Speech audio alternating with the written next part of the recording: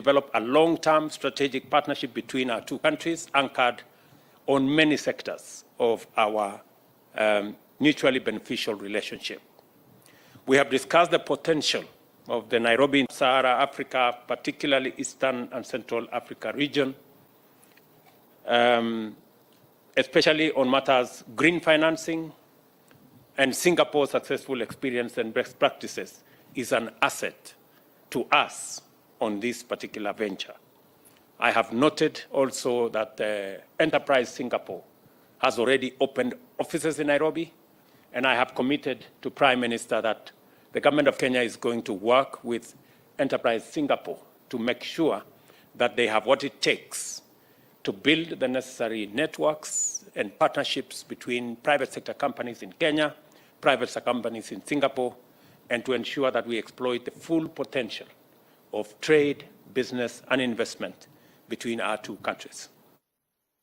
Digitization of the economy and government services in all sectors is an enabler for our bottom-up economic transformation agenda. We want to run an efficient and paperless economy and society.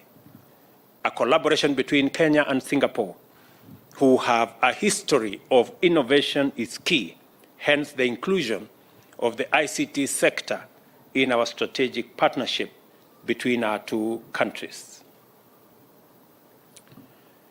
I am happy to inform you that His Excellency Long and I witnessed the signing of 3 memoranda of understanding on ICT, which will facilitate cooperation on cybersecurity, digitization of government services, ICT capacity building, among the other areas. We also signed another MOU on skills development to facilitate collaboration in human resource capacity building for civil servants and students, particularly in specific areas that need to support a sustainable socio-economic development priorities, especially the ones we have identified in Kenya. As we all understand, the Tibet space is the engine for providing the human capital necessary to assist us in driving our Vision 2030 and our economic development blueprint as a government.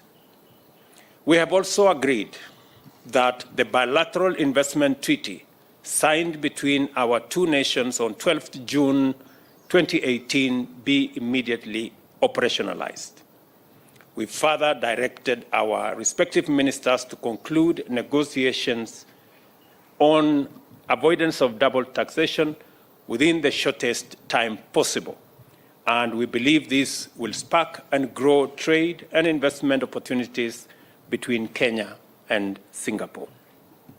We have also agreed to actively explore methods of acquiring knowledge and support from Singapore's highly prosperous housing model.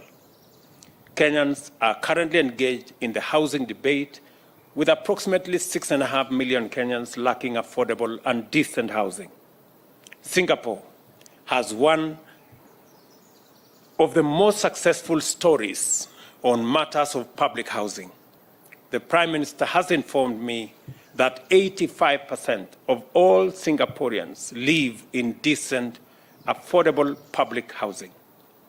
Their story and journey did not start overnight. It began 60 years ago, around the same time we established our housing policy in Kenya. They took some hard decisions and made some sacrifices where they undertook mandatory savings, and the results are there for everyone to see. We are 60 years late in taking this bold step. As a result, our country is infamous for having some of the largest informal settlements that number in excess of 1,140 slums. I don't want us to postpone this agenda anymore, and thus I am asking Kenyans to make the choice by saving into the housing fund so that 60 years from now, we can also have a similar success story to tell. We have invited Singaporeans, private sector, to consider investment opportunities in our transport and logistics sectors. We've also explored the potential of Singapore becoming a gateway for Kenya's agricultural products to the ASEAN region. The Prime Minister and I share the view that climate change represents the greatest existential threat to the survival of mankind, and collective and cooperative action by all governments is of utmost importance. It is for this reason that I shared the objectives of the forthcoming Africa Climate Summit, which Kenya will host in September this year.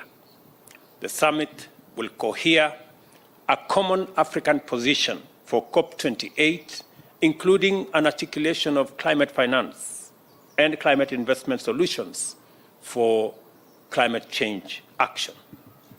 This will propel the continent from a passive victim to an active participant in climate change solutions.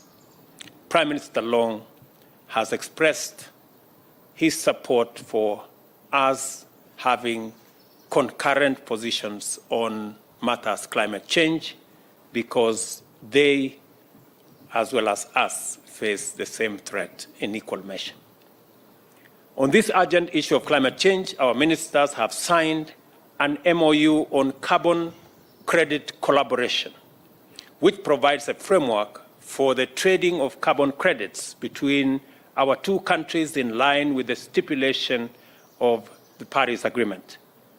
The agreement also provides for the exchange of information, knowledge, best practices, and capacity building on carbon credits, plus collaboration on projects which will reduce greenhouse gas emissions. Prime Minister Long and I also agreed on the urgent need to reform both the global peace and security infrastructure as well as the multilateral financial architecture to ensure that these institutions are equitable, fair, and fit for purpose in responding to multifaceted global challenges.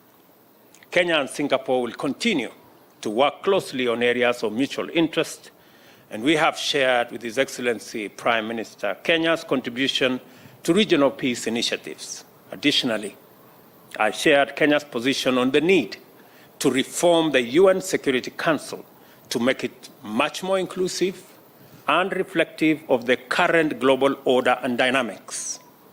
It is important for like-minded countries like Kenya and Singapore to support common positions. On the status of the UN office in Nairobi, Prime Minister Long and I agreed that the renovation and expansion of facilities to match other UN offices globally is a welcome development. The upgraded facility will accommodate at least 9,000 conference delegates at any meeting, and Singapore will work with us, especially in the upcoming UN Assembly, where discussions on these facilities' improvement will be held at the UN in New York. In conclusion, Prime Minister Long and I committed to having an annual high-level meeting consultation on our collaboration in financial services and ICT sectors. The financial sectors will focus on climate financing, while ICT will center on digitization of the economy, including raising the capacity of micro, small, and medium enterprises to make them much more efficient and incorporate them into the formal economy. These core areas form the basis of our strategic partnership for the benefit of the people of Singapore and the people of Kenya. Your Excellency, once again, on behalf of the people of Kenya, I am truly grateful that you found time to visit us, and I have responded to your request that early next year, by God's grace, I will make a visit to Singapore. Thank you very much and welcome.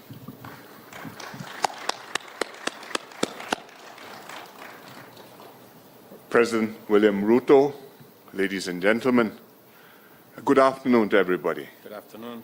I thank President Ruto for his warm hospitality and his warm words. This is my first official visit to Kenya, and I'm delighted to be here today.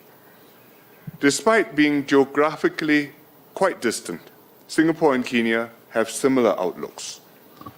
Our peoples share similar aspirations, such as inclusive growth, a high standard of living, ethnic and religious harmony, and good housing, healthcare, education.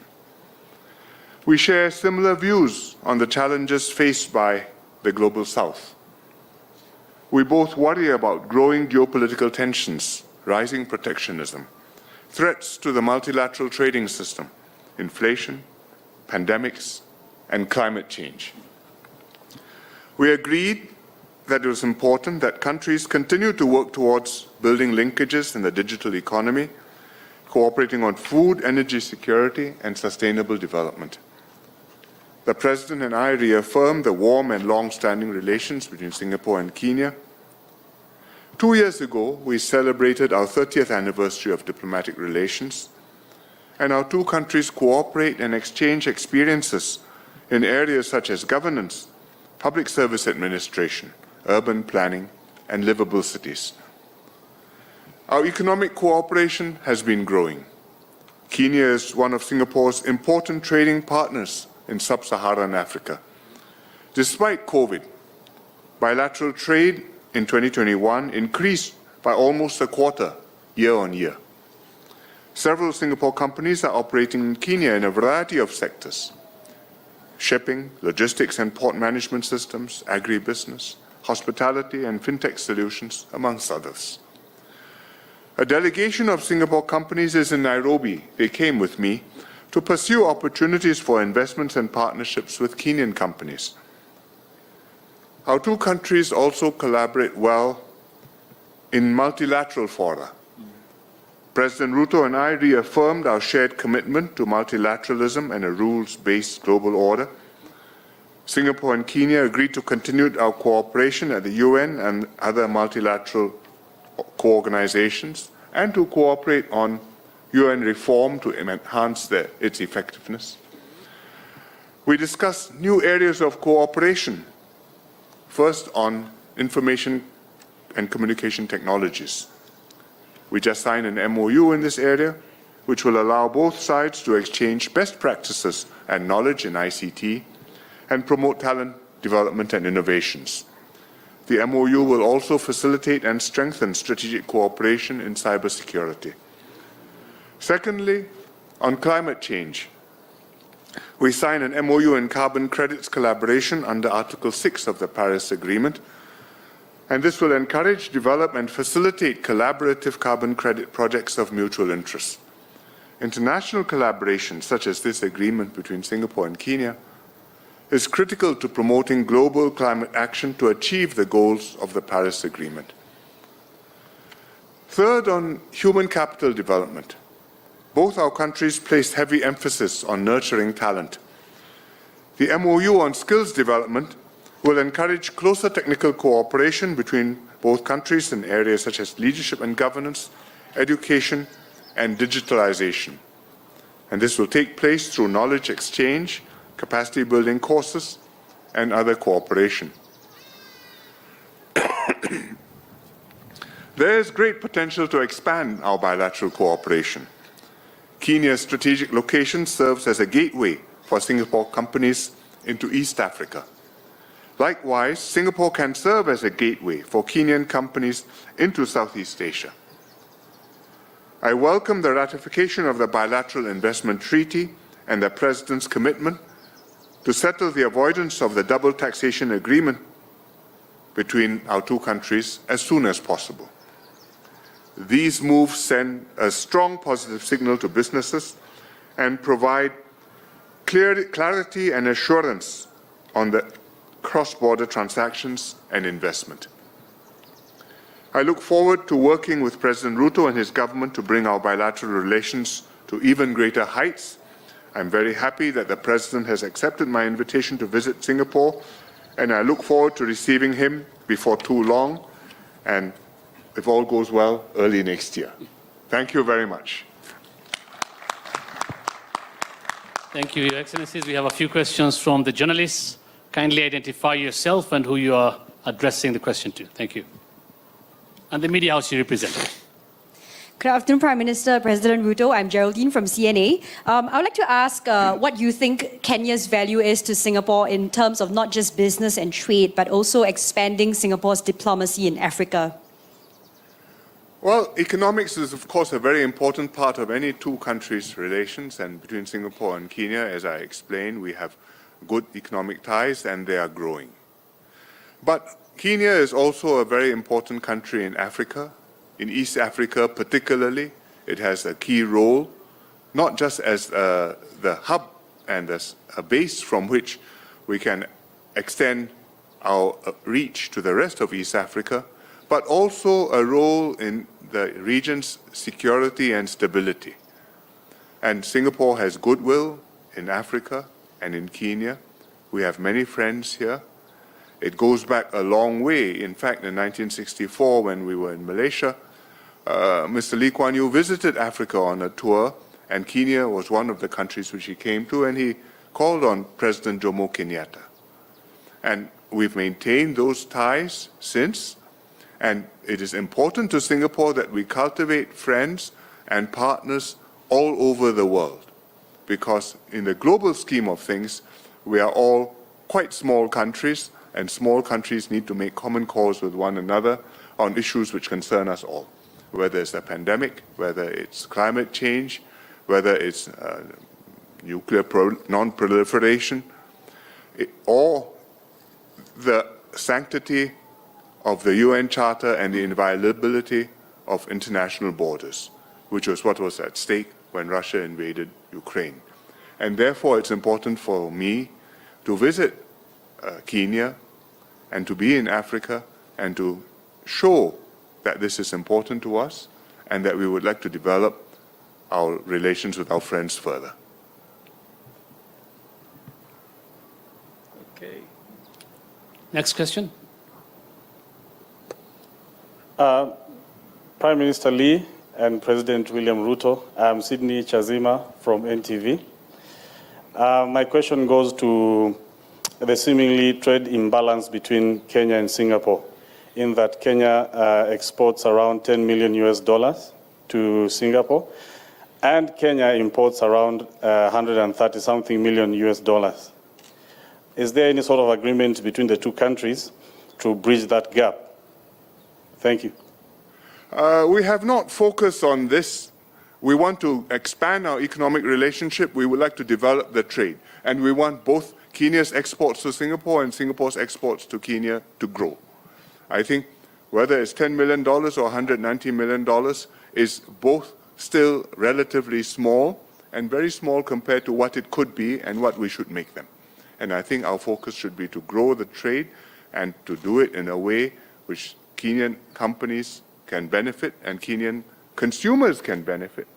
And likewise in Singapore, Singapore companies see new business opportunities and Singapore consumers see new sources of fruit, vegetables, tourism, flowers, so many things which Kenya provides.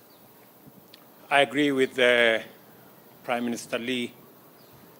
Part of the agreements that we have signed today, whether it's the bilateral investment treaty and what we are working on the avoidance of double taxation, are part of the instruments that we will leverage on to encourage the private sector investment and trade between our two countries, so that what Prime Minister Lee rightfully describes as very low trade volumes, we can be able to scale our trade, scale our investment, and begin the journey to leverage the imbalance between our trade. And secondly, it is a clear signal to us in Kenya that we need to do more about our exports.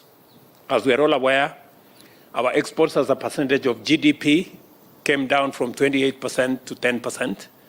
It is the reason why we are expanding our county industrial and aggregation centers It is the reason why we will have new 5 export promotion zones in the Republic of Kenya, because exports as a percentage of GDP is even reflected in the trade between us and Singapore. There is scale, there is scope for us to export more, not just into Singapore, but to the rest of the world. But value addition and agro-processing will play a big part of our ability to be able to export. And that is why the bottom-up economic transformation agenda is focused on ensuring that we build the necessary capacity for us to do value addition and for us to engage in agro-processing, so that our flowers, our coffee, our tea, our avocados can find their way into Singapore. And I want to thank Prime Minister Lee for agreeing that Singapore can be the gateway into the Southeast Asia and the whole of that region. So we are building the necessary blocks on our side, and we are building the necessary ecosystem together with Singapore to facilitate increase in trade. Good afternoon, Prime Minister Lee and President Ruto. This is Ke Yang from Lianhe Zaobao, Singapore. I have a question on the new areas of collaboration between the two countries, and in particular on climate action. With an MOU inked earlier on carbon credit. Would you like to comment how will the two countries actually move forward and on issues that face the mankind, both on bilateral and multilateral forums, and what is your vision of what can be achieved by the two countries? Thank you. The MOU expresses our intention to collaborate and for Singapore to take advantage of carbon credits which Kenya will be able to provide. Carbon credits which are compliant with Article 6 of the Paris Agreement, and which therefore can be used to fulfill our nationally determined contributions, NDCs. In other words, what we have committed to reduce our carbon footprint, some part of that we can fulfill through compliant carbon credits, and Kenya is producing such carbon credits. We need such carbon credits, and therefore we would like to work together on that. And the MOU expresses our intention to conclude an agreement to work together on that. Climate change is a very serious problem for the whole world. In Singapore, we see warmer weather. You may think it's just a blip, but actually it's a long-term trend, and it's going to accentuate. In Africa, in Kenya, we'll also see extremes of weather, extremes of drought and of floods. And it's existential because human beings, cattle, wildlife, all are threatened when the climate gets extreme.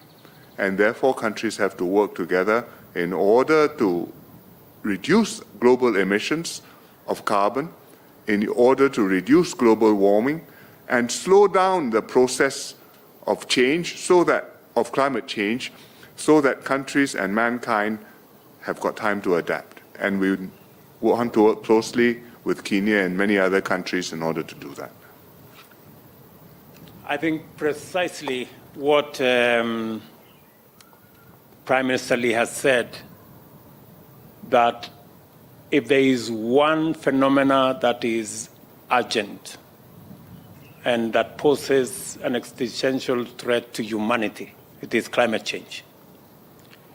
And the MOU we have signed today speaks to some of the solutions that will inform our action towards solving global warming and every country meeting their nationally determined contributions. We are changing the conversation from one of finger pointing and blame game, and we are moving it away from who caused what. We are having a conversation about climate financing, about climate investment. How do we work together to ensure that we support Singapore to meet their nationally determined contribution. But in the process, they too help Kenya to manage the extreme situations that come with climate change in our region. So the carbon trading market is an answer to climate financing and climate investment. And that is the new paradigm, and that is the new space that Singapore and Kenya are leading. Just for the record, 25% of all carbon trading going on in Africa today happens in Kenya. So we are already a leader in the space of carbon trading. And the partnership that we're going to build with Singapore is not only going to speak to scaling up our carbon trading, because I already announced that our next biggest export from Kenya will be carbon credits. We are concluding the legislation around that particular aspect in the next month or so. I will be speaking to members of parliament to explain to them the opportunity that exists for our country in the space of carbon trading, so that we can work with countries like Singapore and others in the space of carbon credit and carbon trading. So that's the new language for the future, especially in the context of climate change. President William Ruto and Prime Minister Lee, my name is Chemutai Goin from Citizen TV, and my question goes to Prime Minister Lee. Kenya and Singapore were almost at par many years ago. 60 years later, while strides have been made in Kenya in dealing with the issues of ignorance, health, but there's still work to be done. What was the magic bullet that Singapore instituted to make the strides it has made and lessons that Kenya can pick? Thank you. I don't think there is a magic bullet. I think it depends on circumstances, on the history, as well as on the environment which you find yourselves in, and what you're able to mobilize from the population in response. We are a very small country. The land area is very small, 700 square kilometers. The population is very small. At the time we became independent, 1.5 million, now less than 6 million people, and surrounded by countries much bigger than us, and needing to make a living, do or die. No resources, no natural endowments, no inherited wealth. And that generation of people decided that they would make a go of it, and we, their children and grandchildren, are the beneficiaries who have tried to continue to make a success of it. And fortunately for us, our forefathers' efforts worked, and our economy took off. And Singapore has been able to earn a living for itself. I think every country has got a different path, every country has got different challenges, every country deals with them in its own way, and Singapore hopes to work with them, win-win, mutually beneficially, to help them to progress and to be part of one stable world where we can live in peace with one another and human beings can fulfill the human spirit. I think Prime Minister Lee is being modest. I think they made many correct decisions, which as Kenyans we can benefit from learning. And they are less endowed than us. They have less much of a country than we do. They have a smaller market than we do. So we have most things better than them. But they are better than us because they made the right decisions. I think my invitation and your response, Prime Minister, coming to Kenya, just by coming alone, is a testimony for us to read how a country so small, how a country with no endowments, how a country with no natural resources, how a country that was not rich at all and had no inheritance made a success of itself by making the right decisions. If there is one lesson we will learn from you as Kenyans, is to make the right decisions, however difficult they may be, because we can see in Singapore what right decisions can make of a country. Thank you. Thank you very much. The Excellencies will now proceed for a luncheon. Thank you very much. Thank you. The respective delegations will be guided shortly.